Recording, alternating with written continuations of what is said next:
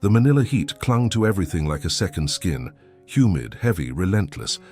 It was the kind of day where the air shimmered above the pavement, where the scent of fried street food mixed with engine fumes, and where life moved quickly, except for those who had nowhere to go.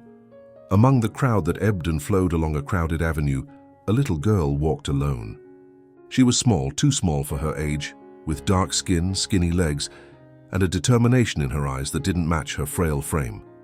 Keisha was 9 years old. She had come to the Philippines with her mother, Abina, from Ghana just 3 weeks earlier. They had arrived on a whisper of hope, following rumors that a hospital in Manila was offering free treatment for certain conditions.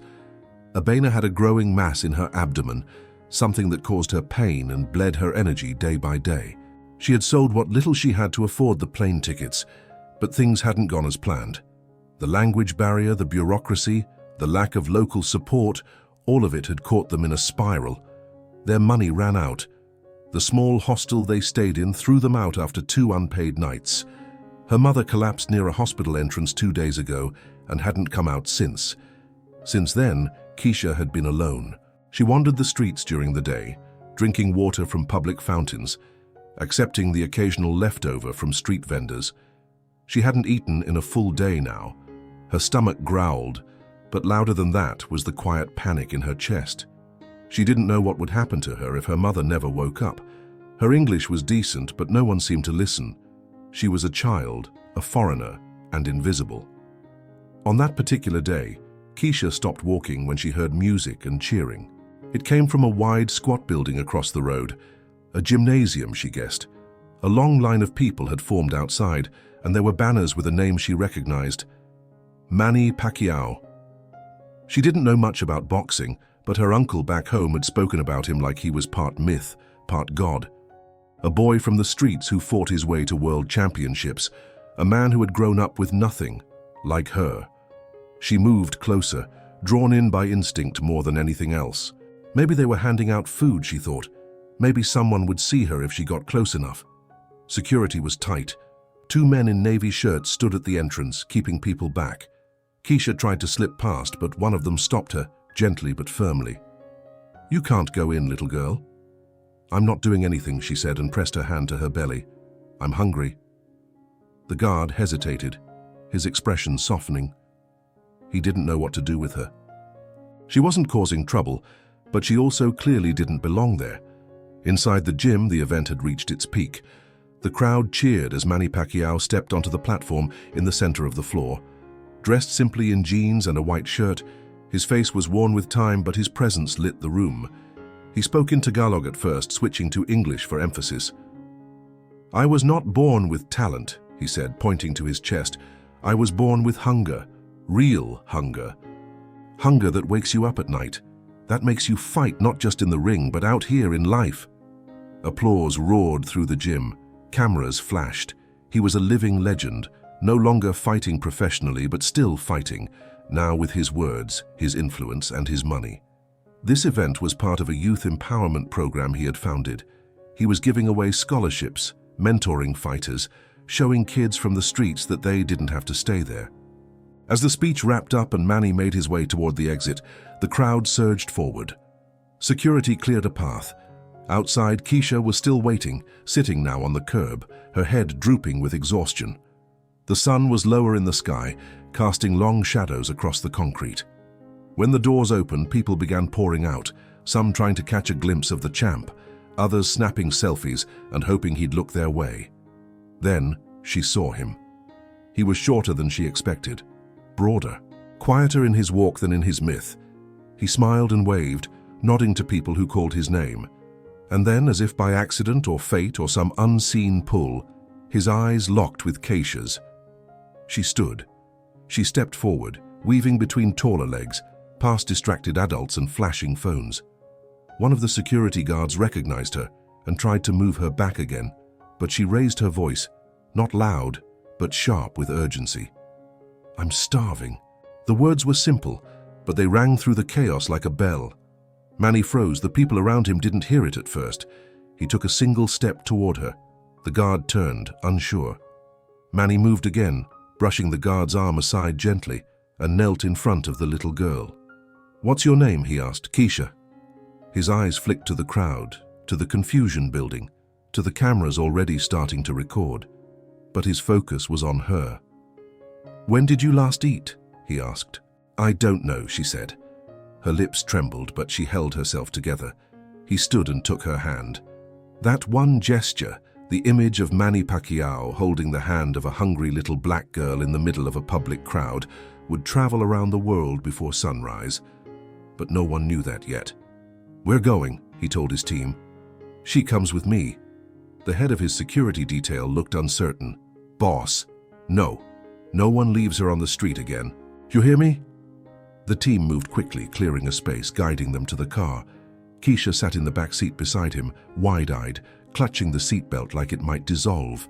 For the first time in days, she let her shoulders fall. The hunger was still there, but now it shared space with something else. Safety.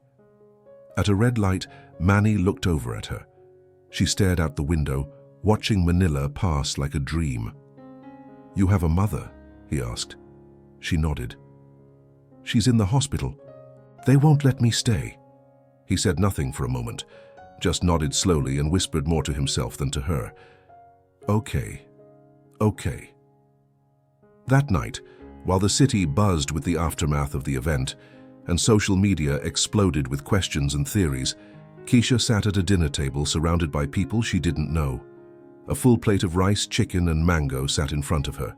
She looked up at the woman across from her, Manny Pacquiao, who smiled kindly. "Eat," she said softly. "Eat as much as you want." Keisha's fingers trembled slightly as she lifted the spoon. She ate, slowly at first, then faster, then stopped, suddenly overwhelmed, her eyes filled with tears. Jinky reached out, rested a hand on hers. "You're safe now, okay?" Keisha didn't answer. She couldn't, but something shifted in her chest, like a knot loosening. Upstairs, Manny stood by a window, looking out over the city. A photo of him from years ago, barefoot, holding boxing gloves too big for his hands, hung on the wall behind him. He remembered the sting of hunger. He remembered begging for bread. And now, tonight, it had come full circle. He turned to his wife. She said she was starving. Jinky looked at him, tears in her own eyes. "What kind of world?" he said. "Lets a little girl say that and keeps walking." Downstairs, the lights dimmed.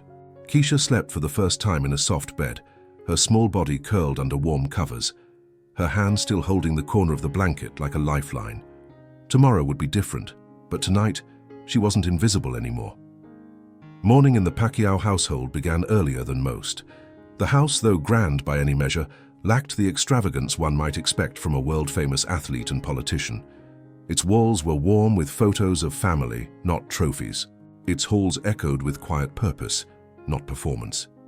That morning the quiet was broken not by alarm clocks, but by the soft shuffle of bare feet on tile, the hesitant steps of a child waking in a place she didn't know. Keisha emerged from the guest room wearing clothes that didn't belong to her, a plain cotton shirt and shorts from one of Manny's granddaughters. She held them awkwardly, as though afraid they might slip off. Her eyes scanned the house, half expecting to be told to leave. She'd learned far too young not to assume kindness was permanent. The smell of rice and garlic drifted from the kitchen. Manny sat at the table reading a newspaper he wasn't truly focused on. When he saw her, he folded it gently and gestured to the chair beside him. "Did you sleep okay?" She nodded. Her voice, still unused to this level of comfort, came out smaller than usual. "Yes." "Hungry?" Another nod. Jinky placed a plate in front of her. Eggs, pan de sal, mango, a small bowl of soup. Keisha hesitated. She looked at Manny. "It's for you," he said. "No one's taking it away." She picked up her spoon. As she ate, Manny dialed a number on his phone. His expression shifted, tightening into something more serious. He spoke in Tagalog for a few minutes before switching to English. "My name is Manny Pacquiao. I need to speak to someone about a patient at the General Hospital. Her name is Abena. She's from Ghana. I believe she was brought in 2 days ago." There was a pause. Keisha looked up sharply, hearing her mother's name. Her hand trembled slightly over the mango. "Yes," Manny continued. "Yes, I'll come in person, and yes, I'll pay whatever it takes." He hung up and turned to Keisha. "Your mother is at the hospital. She's alive. I'll take you to her." Keisha didn't speak. She simply stood and walked over to him and hugged him around the waist. It was fast, like a reflex, and she pulled back just as quickly. But the act hit Manny with unexpected force. He knelt to her level and placed both hands on her shoulders. "We'll take care of her. You're not alone anymore." Later that morning, they arrived at the public hospital. Manny walked through the entrance without ceremony, though every nurse and doctor who passed him did a double take. Even in a place where life and death were the norm, the presence of someone like Pacquiao shifted the atmosphere. Abena lay in a narrow bed, her eyes sunken but alert. Keisha rushed to her, wrapping her arms around her mother's thin frame. Abena cried softly, clutching her daughter, whispering in Twi, her native language. Manny stepped back, allowing the moment to unfold. A nurse approached and whispered something. Manny nodded. "She needs surgery," he explained gently, crouching beside the bed. "She was admitted with internal bleeding. They stabilized her, but she hasn't been operated on yet." Abena looked at him with the confusion of someone caught between gratitude and disbelief. She tried to speak, but her English faltered. Manny held up a hand. "It's okay. You don't have to say anything." He signed the papers that would authorize the surgery. His foundation would handle all the costs. There was no press, no photographers. It was just him, a pen, and a quiet resolve carved over years of knowing what it was like to be dismissed. That night, after returning home with Keisha, Manny sat alone in his study. The walls were lined not with medals, but with memories. Photos of his mother, of his early fights, of the street corner where he used to sell donuts as a boy. He stared at one in particular, an image of himself at 10, shirtless, barefoot, eyes hollow from hunger. He hadn't looked much different than Keisha. Jinky entered with a cup of salabat and placed it next to him. "You're thinking about her," she said. "I can't stop," he replied. "She's safe now." "Safe isn't enough," he said. "I see myself in her, not just in her hunger, in her silence." The next day, they returned to the hospital. Abena had undergone surgery. It was successful. She was groggy, but smiling, her hand gripping Keisha's like a lifeline. A translator joined them, a volunteer Manny had called. Through her, Abena thanked him repeatedly, her voice cracking. "You didn't have to help us," she said. "We're strangers. People walk by us like we're ghosts." Manny shook his head. "You're not a ghost, not to me." Over the following days, something extraordinary unfolded, not just in the headlines that began to quietly appear, but in the moments that didn't make it to the public. Keisha was enrolled temporarily in a local school, arranged quietly through Manny's foundation. She was given books, a uniform, and lunch every day. At home, she read with Jinky's granddaughters, played in the yard, and began to smile again. It was a slow transformation, like a flower that finally felt the sun, but it was real. One afternoon, as Manny drove Keisha to the hospital, she turned to him in the car. "Do people know you're helping me?" He looked over, thoughtful. "Some might, most don't." "Why not tell them?" "Because it's not about me," he said. "It's about you." Keisha stared out the window again. Her voice was barely above a whisper. "Back home they said no one listens to poor people. I thought I was just noise." "You're not noise, Keisha. You're a voice, and voices matter." That night, in the quiet calm of the living room, Keisha sat beside Manny on the couch. She had drawn something with colored pencils Jinky had given her, a childlike sketch of two people holding hands. One had dark skin and short, curly hair. The other wore boxing gloves. She handed it to him. "This is you and me," she said. He took the drawing gently. "Is that what I look like?" he asked, smiling. Keisha shrugged. "Kinda." He laughed. Then she added, "With the gravity only children can deliver. You're not a boxer anymore. You're a listener." The word struck him deeper than any punch he'd taken in the ring. He tucked the drawing into his jacket pocket and whispered, "Thank you." At the hospital, nurses began to share their own stories. Inspired by the presence of someone like Pacquiao not just funding, but showing up, They volunteered extra hours to assist families who had fallen through the cracks. Abena, once a silent patient from a faraway land, became a symbol of hope. Manny never allowed a press conference. He refused every interview, but change was happening. One afternoon, Keisha brought him a question. "What happens to us when Mama gets better?" "You'll go home," he said gently. "Back to Ghana." "Will I see you again?" He paused. "I hope so." She looked down, disappointed. "Why not keep me here?" Manny smiled. "Because your story isn't supposed to end here. It's just starting." Keisha said nothing more, but she didn't argue. At the house, Manny began laying the groundwork for something more permanent. He met with his foundation's board. He arranged support for Keisha's schooling in Ghana. He began drafting an education fund in her name, one that would help girls across Africa access learning opportunities. It was no longer just about rescuing one girl. It was about listening to many more like her. The world outside had begun to notice. The video of Keisha approaching Manny at the event had gone viral. Millions had watched the moment when a starving child whispered 3 words that stopped a champion in his tracks. The image of him kneeling to listen had been shared across continents, yet Manny refused to capitalize on it. He told his team, "We don't chase praise, we chase purpose." As Abena recovered and plans were made for their return, the house grew quieter. Keisha packed her few belongings, now with a small suitcase provided by Jinky. The day before they left, Manny found her in the garden, crouched beside a flower she had watered every day. "Do you think it'll still grow when I'm gone?" she asked. He knelt beside her. "Yes, because you took care of it." She smiled, blinking back tears. "Thank you for seeing me," she said. Manny didn't speak. He simply reached into his jacket, unfolded her drawing, and showed her. "You saw me first." That night, Keisha fell asleep earlier than usual, her arms around the pillow she would take on the plane. Manny stood at her door a moment longer than necessary, watching the steady rise and fall of her breath. He remembered every fight he'd won, every belt, every cheer, but none of it felt like this. This quiet victory of compassion was the one he would never forget. The airport was crowded, humming with the ordinary rhythms of departures and goodbyes. Trolleys clattered against tile, departure announcements crackled overhead, and the air smelled of coffee, jet fuel, and distant places.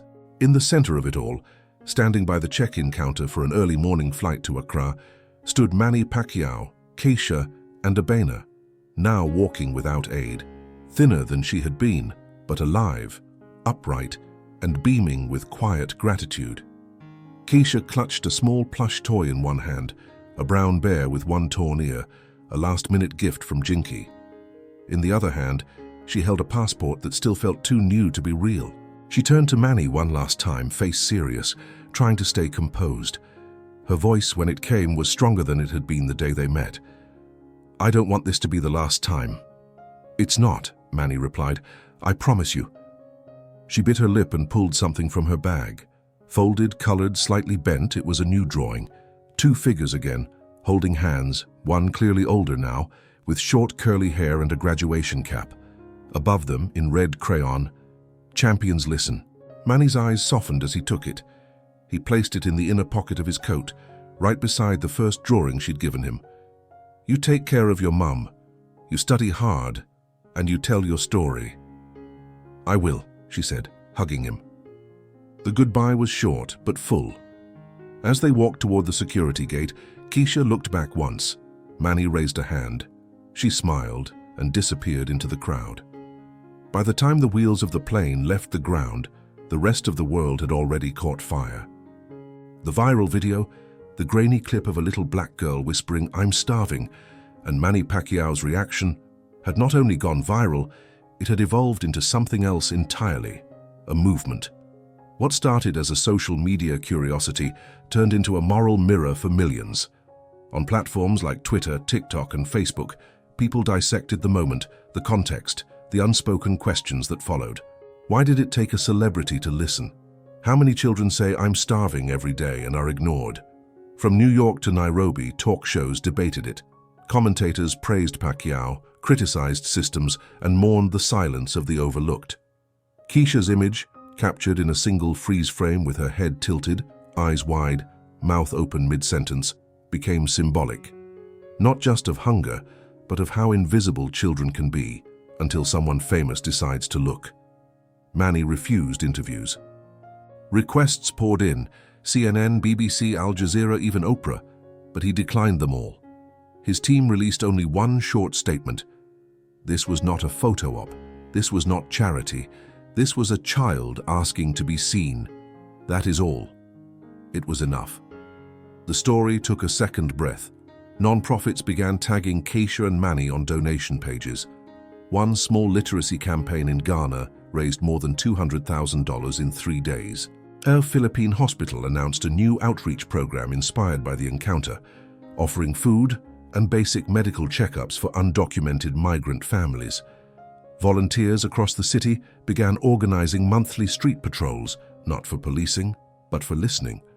It was called the Keisha Project. Their motto, "Real champions stop and hear." The story reached Ghana long before Keisha did.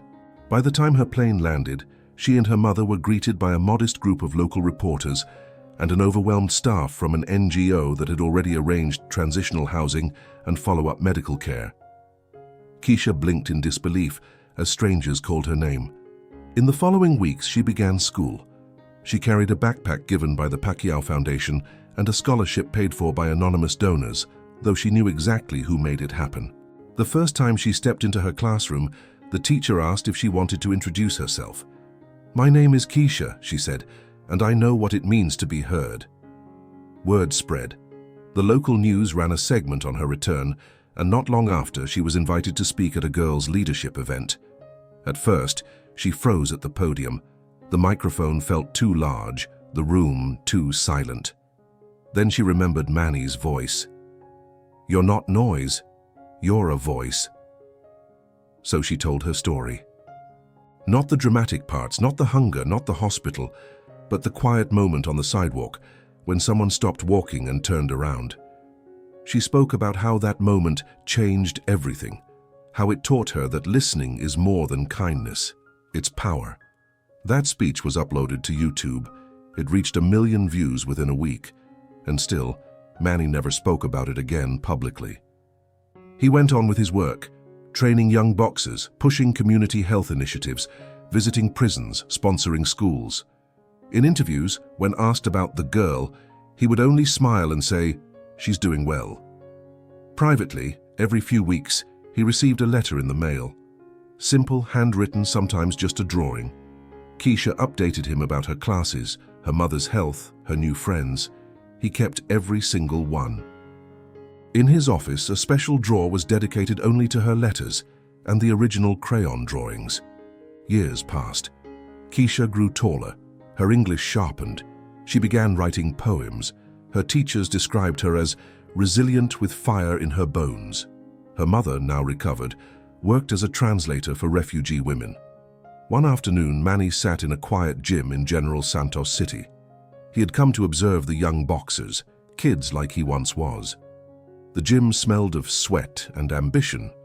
He watched a boy no older than 12 land a clean left jab and step back with joy. A staffer handed him an envelope. It was from Keisha. Inside was a photo. Keisha, now a teenager, in a school uniform, holding a trophy, first place in a regional debate. The caption on the back read, "Words can win fights too." Underneath it, she had written, "Dear Manny, you told me I was a voice, so now I use it. Thank you for stopping. Champions don't always fight, they listen." Manny sat back, eyes closed, the photo resting on his chest. The sound of punches echoed behind him. Life went on, the way it always does, but something inside him shifted once again. A quiet ache, not of pain, but of purpose. He stood, walked to the edge of the ring, and watched the next round begin. The kids threw punches with hope in their fists. Not all of them would win belts. But if they learned to hear what others ignored, if they could stop when someone said, "I'm starving," then that would be enough. Because legacy, he now understood, wasn't written in gold. It was carried in drawings, in letters, in the voice of a girl who refused to stay invisible. Keisha's story didn't end with rescue. It didn't end with going viral. It began there. And for everyone who saw that moment, not just with their eyes but with their hearts, it planted something deeper than a headline. It reminded them that true greatness isn't measured by who you beat in the ring. It's measured by who you hear when the crowd is loud, and who you lift when no one else sees.